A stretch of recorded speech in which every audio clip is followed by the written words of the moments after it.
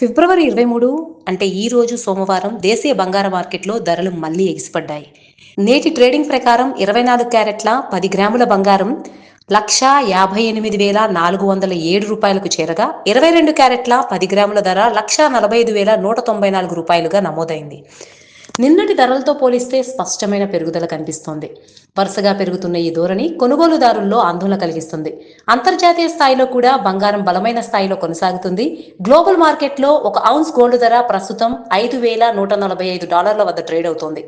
అంతర్జాతీయ మార్కెట్లోని ఈ పెరుగుదల దేశీయ ధరలపై ప్రత్యక్ష ప్రభావం చూపుతుంది.